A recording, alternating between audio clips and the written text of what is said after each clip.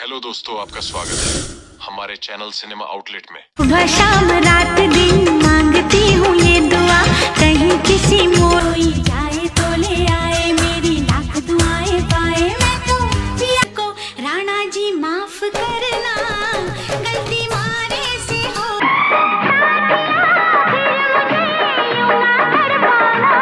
ममता कुलकर्णी एक पूर्व बॉलीवुड अभिनेत्री हैं, जिन्होंने 1991 से 2003 के बीच कई सुपरहिट फिल्मों में काम किया। कितने दिनों के बाद मिले हो। वह हिंदी और दक्षिण फिल्म उद्योग में सक्रिय थीं और उन्होंने लगभग 40 फिल्मों में अभिनय किया। वह उस समय की हिट फिल्मों जैसे तिरंगा, मेरी जान बचा दे, फंस गई दिल के रो। करण अर्जुन को राणा जी माफ करना, गलती मारे से हो। वक्त हमारा है आदि में मुख्य अभिनेत्री थीं। ममता का जन्म 20 अप्रैल 1972 को मुंबई, महाराष्ट्र में एक मध्यम वर्गीय मराठी ब्राह्मण परिवार में हुआ था। उनका परिवार मुंबई के वर्सोवा इलाके में रहता था। उन्होंने अपनी शिक्षा मुंबई के Saint Joseph Convent High School से पूरी की। शुरू में उन्हें अभिनय में कोई दिलचस्पी नहीं थी, लेकिन उनकी मां ने उन्हें अभिनेत्री बनने के लिए प्रेरित किया। उनकी मां का सपना था कि वह अभिनेत्री बने और प्रसिद्धि पाएं, लेकिन पारिवारिक दबाव के कारण वह ऐसा नहीं कर पाईं। फिर उन्होंने अपनी बेटी को अभिनय में उतारने का मन बना लिया। अपने 10 साल के करियर में उन्होंने सलमान खान, गोविंदा और अन्य सुपरस्टार्स के साथ कई हिट फिल्मों में काम किया। उन्होंने 1991 में तमिल फिल्म नन्बर्गल से अपने करियर की शुरुआत की, जो उस समय की एक बहुत ही सफल क्षेत्रीय फिल्म थी। तमिल दर्शकों ने प्रिया के रूप में उनकी भूमिका की सराहना की। उनके तमिल प्रशंसकों ने उनके नाम के टैटू बनवाए। ममता को ज्यादातर रोमांटिक, प्रेम कहानी और कामुक शैलियों में पसंद किया जाता था। उन्होंने 1992 में नाना पाटेकर और राजकुमार अभिनीत फिल्म तिरंगा से बॉलीवुड में अपनी शुरुआत की। यह एक ब्लॉकबस्टर थी जिसने उनके करियर को उछाल दिया। उसी वर्ष उन्होंने मेरा दिल तेरे लिए में प्रिया आर सिंह की भूमिका निभाई।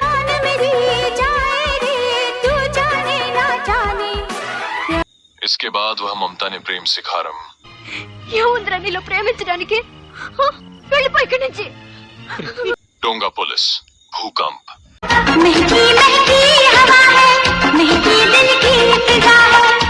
वक्त हमारा है, को देखा और हो गई दुनिया से बेगा अशांत, की घड़ी, अरे घड़ी घड़ी न जाने करे क्यों टिक टिक टिक। एक सेकंड आशिक आवारा, अभी इसी वक्त ये मुझको अनोखी प्रेम युद्ध, बेताज बादशाह, चूड़ियां बजाऊंगी, प्रेम धुन गाऊंगी। गैंगस्टर, दिलबर, मैं लिख दूं तेरे दिल पर, तू लिख दे मेरे दिल पर। क्रांतिवीर, रे चुनरी उड़ी सजन, दिखने लगा वदे इरादे, करण अर्जुन, मेरी उम्र दा है, मेरी उम्र दा जी देखो।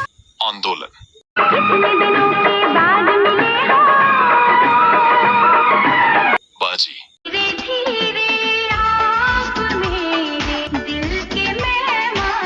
पुलिस वाला गुंडा, हमसे पूछता है कई बार, सबसे बड़ा खिलाड़ी, किस्मत, महबूब सनम, तुझे मेरी कसम।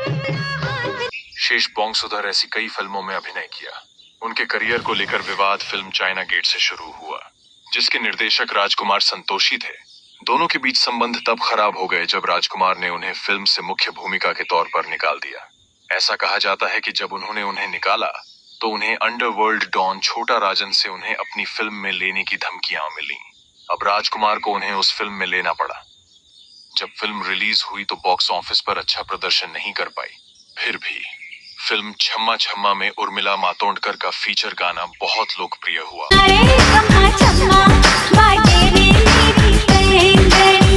और ममता के बावजूद उर्मिला को जनता की सारी वाहवाही और लोकप्रियता मिली। ममता को बहुत गुस्सा आया और उन्होंने असफलता के लिए राजकुमार को जिम्मेदार ठहराया। उन पर आरोप लगाया कि उनकी इच्छाएं पूरी न होने के कारण उन्होंने उनका स्क्रीन टाइम कम कर दिया।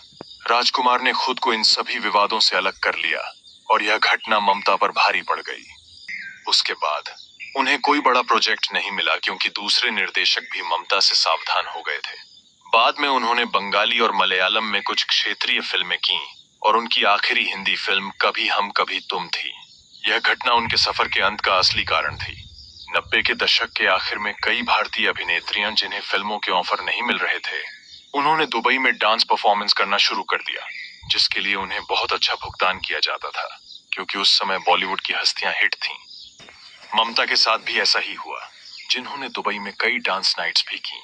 अपने एक शो के दौरान उनकी मुलाकात विक्की गोस्वामी से हुई। उस समय दुबई में उनके पास एक होटल और फूड पल्प प्रोसेसिंग का बिजनेस था, जो एक फ्रंट लीगल बिजनेस था, लेकिन वे एक ड्रग डीलर थे, जिनके जाम्बियन ड्रग लॉर्ड वेल्डन फाइंडली के साथ कारोबारी संबंध थे। ममता के दुबई आने जाने की वजह से उनकी मुलाकातें बढ़ गईं और वे एक दूसरे के करीब आ गए। लेकिन कुछ समय बाद ही दुबई में ड्रग केस में विक्की को गिरफ्तार कर लिया गया और उसे सजा-ए-मौत मिल गई। जब वह जेल गया तो उसने अपने कानूनी कारोबार की सारी जिम्मेदारी ममता को दे दी, क्योंकि उसे किसी पर भरोसा नहीं था। उसकी अनुपस्थिति में ममता ने उसके कारोबार को बखूबी संभाला।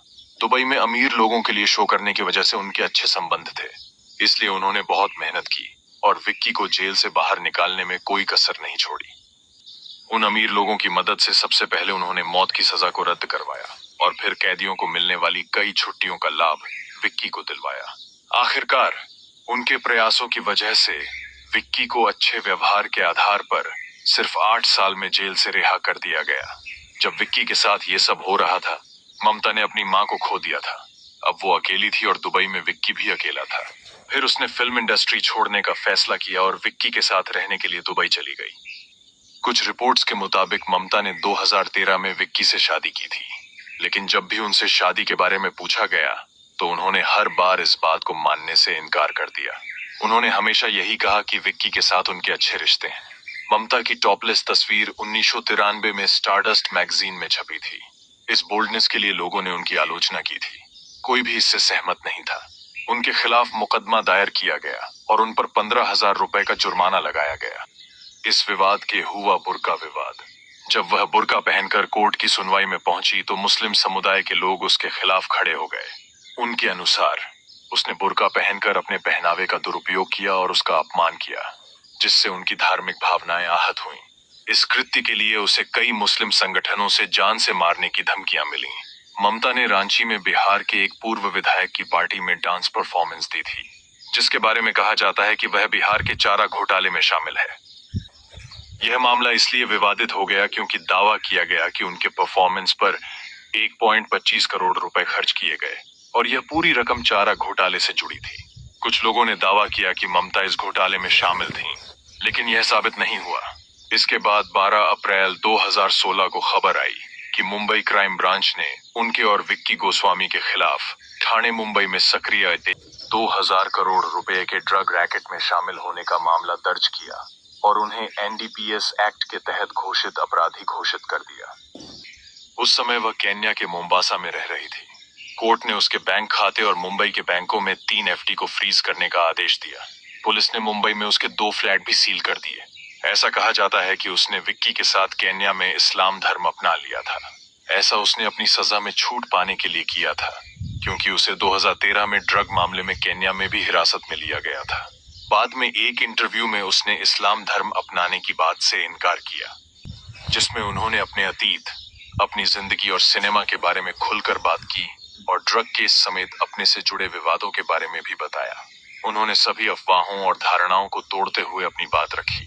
उन्होंने अपनी आत्मकथा द ऑटोबायोग्राफी ऑफ ए योगिनी भी लिखी, जिसमें उन्होंने अपने जीवन पर चर्चा की और बताया कि कैसे अध्यात्म के कारण इसमें बदलाव आया। उन्होंने एक इंटरव्यू में कहा था कि अगर उन्होंने अभिनय को करियर के तौर पर नहीं चुना होता तो शायद वह आध्यात्म की ओर बढ़ जाती। जब उन्होंने अभिनय से ब्रेक लिया तो उन्होंने ध्यान और तपस्या शुरू कर दी, जो करीब 12 साल तक जारी रही। उस समय ममता पूरी तरह से अध्यात्म की ओर उन्मुख हो चुकी थी। वह 2013 में महाकुंभ में गई थी। उन्होंने दावा किया कि अब उन्हें आत्मज्ञान प्राप्त हो गया है और उन्होंने अपने गुरु की कृपा से खुद को ईश्वर के हवाले कर दिया है। तो दोस्तों, ऐसी ही महत्वपूर्ण जानकारियां पाने के लिए हमारे चैनल को सब्सक्राइब करें, लाइक करें, कमेंट करें। मिलते हैं नेक्स्ट वीडियो में। तब तक के लिए बाय बाय।